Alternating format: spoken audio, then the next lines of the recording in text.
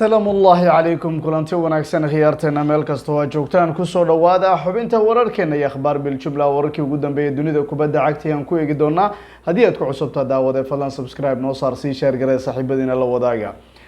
aanu ku bilownay nadiga kubadda cagta ee markaasi City ayaa la ciyaari doonta toddobaadkan nadiga Spurs Tottenham Jose iyo waliba ninka kale ee waliba ninka Pep Guardiola ayaa fooda isdari doona haddaba kulankoodu wuxuu yahay mid aad u xiiso badan oo kamid ah kulamada la ciyaari doono markaasi toddobaadkan laakiin Pep Guardiola wuxuu ka hadlay horta kulankan inuu yahay kulan aan sahlan isla markaana Spurs iyo ciyaartoodu ay tahay mid ay ka dhici doonto garoonka Etihad Stadium waliba marta rasmiga ee Man City ayuu kala hadlay isla markaana wuxuu sheegay in ciyaartooy cajiib ay tahay sidoo kale City xaalad wanaagsan ay ku jirto marka la eego 15 kulan oo xiriir ah ayuu ka hadlay inay adkaadaan waa rikoor cusub oo cajiib marka la eego waliba xitaa wuxuu soo hadal qaaday in kooxda kubadda cagta Spurs Tottenham ee Mourinho uu maamulo inay tahay koox cajiib isla markaana qurux badan laakiin wuxuu sheegay waqtiga City hadda ay ku jirto xaalad wanaagsan inay tahay ogsoonow laakiin lugtii hore dhagta lagu soo dhuftay marka la eego City iyagu inta aysan toosin waa la boobsi waagii hore wuxuu yiri aniga iyo Mourinho in badan wuxuu yiri waan is shaabahnaa mar walba buu yiri marka la eego sanadihii la soo dhaafay waxaan ahayn nisbada aan hayno iyo waliba tirada guulaha aan haysano waxay tahay mid iska agdhow buu yiri wuxuu sheegay qaabka ay u ciyaarayaan iyo waliba falsafada kooxda iyo kubadaha dhulka yaala iyo meelaha ay lagu kala xoogan yahay ayuu sidoo kale soo hadal qaaday wuxuu sheegay ciyaartii hore natiijo 2-0 in markaas ay ahayd marka la eego laakiin waxa uu sheegay inay wanaajin doonaan isla markaana had wax badan ay sameyn doonaan ogsoonow nadiga kubadda cagta Man City waqtiga hadda la joogo waxay ku jirtaa xaalad aad iyo aad u cajiib ah cid kasto Man City taageertana waxay rajeynaysaa in kulankan ay ka adkaato marka inta City ay tahay ima barbara aan ka helo ima aan ka adkaado guul darro bariyahanba iyadu waaba ka soo jeesatay waxa kula City ma guul darro ma kuma jiro kulada bariyahanba marka guul darradii dhamaydba City waa laga waayay kooxihii markaasi waaweyn ee marka Premier League iyo waliba kuwa kale Spain La Liga iyo waliba xitaa Talyaaniga ayaa qorsheynaya FIFA inay la fariistaan oo UEFA la hadlaan macnaha waxay tahay qorshahoodii ay marka iyagu ay doonayeen European Super League kaligii inay meel mariyaan waa socon laayahay waxba kama soconayo way qorsheeyeen way isku dayeen FIFA ayaa markaas soo istaagtay waxay ku sheegtay in marka go'aan adag ay markaas ka qaadan doonto aan noqoto markaas suuq in laga xiro waxyaabo badan oo mashaakil ay la kulmayaan laakiin sidaas oo tahay hadda waxay sameyn doonaan European Super League xal baa loo raadinayaa waliba waxa la fariisan doonaa FIFA hadafkoodu muxuu yahay waxay leeyihiin anagu qodobada baan wadanaa tusaale waxay la meel tagayaan haddana ay doonayaan inay la shir tagaan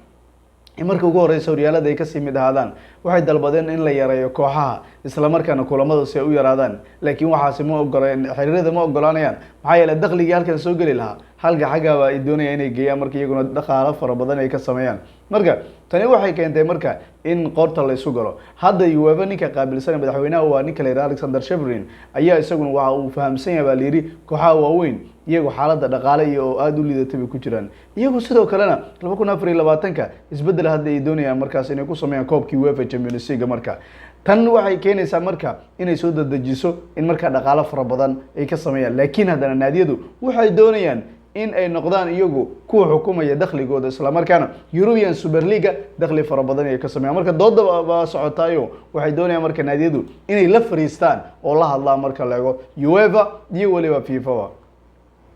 Fabinho waa dhaawacmay Liverpool waa inkaaran tahay xilliyeedkan mashaakil baa haysta Liverpool tababaraheeda Jurgen Klopp wuxuu xaqiijiyay Fabinho isagu inuu dhaawacmay isla markaana xidigaha cusub ee kooxda kubadda cagta Reds wiilasha toddobaadkan fursad baa la siin doonaa waxa uu sheegay kulamada soo aadan gaar ahaan kulanka ugu horeeya ciyaari doonaan Leicester City in xidigo dhowr iyagu fursad heli doonaan gaar ahaan Ben Davies iyo waliba ninka kale Ozan Kabak ayaa difaacida dhawaan la keenay January kooxda ku soo biiray badali doonana Joe Gomez Matip iyo waliba Virgil van Dijk waxleereedkoodu uu soo dhamaaday ka hor inta aysan galinba January sidaas daraadeed marka la eego Henderson iyo Fabinho waa la tabaya laakiin Fabinho mar kale ayuu sii dhaawacnaan doonaa isla markaana waxa la wiilku waa dhaawacmay marka lama helayo ninka la yiraahdo Jamie Vardy ayuu amaanay wiilka shubka cajiibka fantastiga buu yiri lama joojin karayo ninka aad buu u amaanay wuxuuna sheegay in cajiib uu yahay wax badan garoonka uu ka sameyn karayo marka garoonka uu ku jirana aan lagu degdegi kareenin xitaa wuxuu sheegay inuu garanayo waqtiga uu kubadda uu qaadanayo iyo waliba waqtiga markaas isagu uu kubadda ka dhalinayo waa wiil cajiiba buu yidhi heer caalami ah oo weeryahan heer caalami buu ku tilmaamay xitaa marka la ego imaa markaasi wiilasha weysto wuxuu sheegay in tababarka iyagoo qaarkood ay fursad ay ku heleen xitaa wuxuu sheegay xidiga la yidhaahdo Philips iyo weliba kuwa kale in iyaguna ay tababaranayaan hadda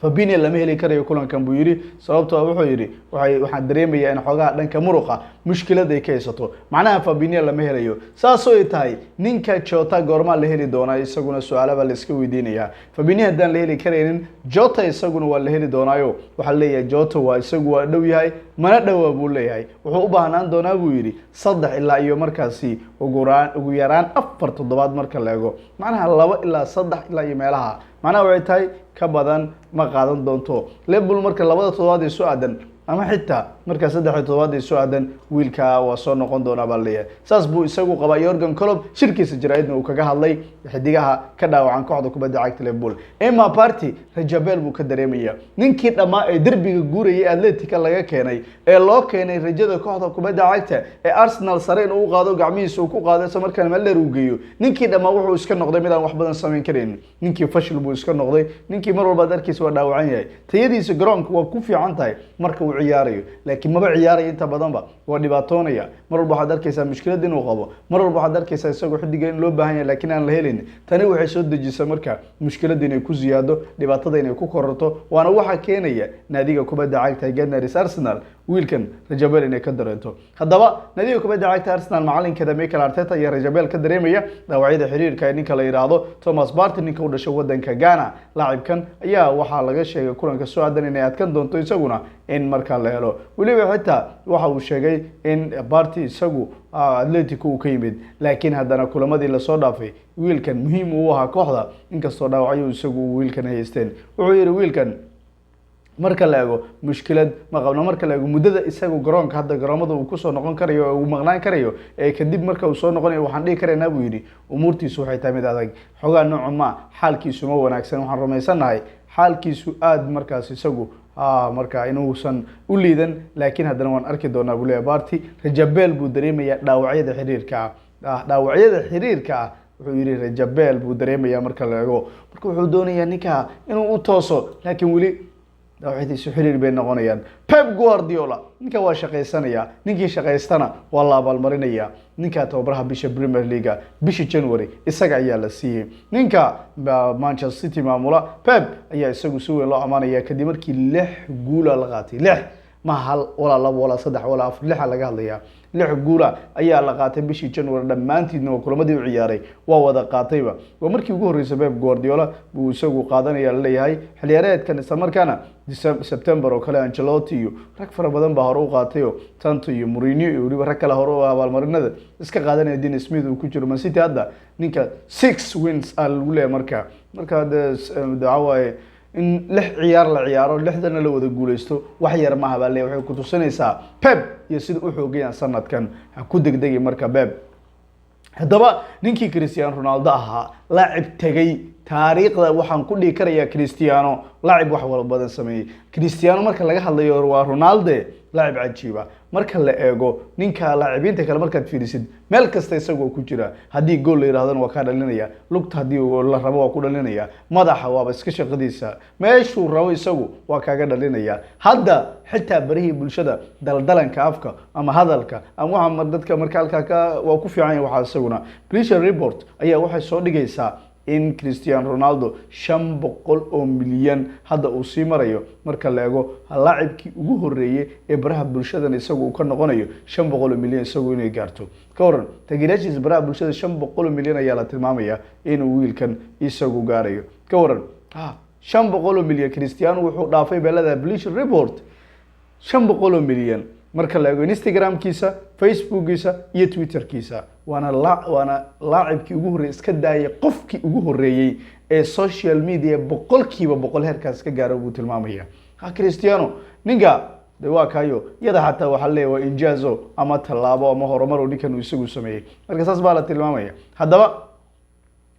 waxa la saadaaliyo kulamada soo aadan ee marka la ciyaari doono Premier League toddobaadkan aad buu u xiiso badan yahay haddaba kulamadu waxay yihiin naadiga kubadda cagta ee markaasi Liverpool iyo Leicester oo kale ma sahlana waa 2 gool ay ku adkaan karaysaa Liverpool laba gool iyo gool waliba xitaa ku darso Crystal Palace iyo Burnley gool iyo waxba Burnley baa markaa ku adkaan karaysa ku darso Man City ima hal gool inay ku adkaato ima laba ay ku adkaato ayaa la tilmaamaya Brighton iyo waliba Aston Villa iyaguna waxay ku adkaan karayaan markaa gool iyo gool cidna kuma adkaanayso salamida Wolves iyo waliba markaa Southampton United 3 gool iyo gool iyagu waa laga dhalinaya Arsenal salamida 3 gool iyo 2 ayaa looga adkaanaya Fulham iyo waliba Everton ever ima Newcastle iyo Chelsea 2 gool iyo gool Chelsea waa ku adkaanayso ku darso Sheffield West Ham gool iyo gool bay ku kala tagayaan sida baa la tilmaamaya inay noqon karayaan marka la eego kulamada markaasi horyaalka marka Pep Guardiola wiilashiisu marka waxay doonayaan kulanka adag ee marka ay ciyaari doonaan Spurs haddaba Koeman ayaa u digay ninka la yiraahdo BK waxa la yiri niyow afkaaga u tasho hadda waxa la yiri niyow maxaa ka leedahay Koeman ninkii BK ahaa isagu dhawaan waa uu ka hadlay garsoorkii wali wuxuu sheegay inay u xaglinayaan nadiga kubadda cagta Real Madrid war wuxuu yiri isagu miyuusan ka warqabin rigorana la ka diiday waa inuu taxadara wax afkiisa uu ka sheegayo mar walba isagu afkiisa inuu iska furto annagana la ka gooyo macquul maahane wuxuu yiri niyow afkaaga u tasho marka wuxuu leeyahay niyow joog anaga godta nagu ridin markaas mar walba adiga intaad hadashid anaga ayaan markaas natiijada xamileena marka aad buu uga caroonaya ninkaasi la yiraahdo Ronald Koeman xubinta wararkeena wanaga inta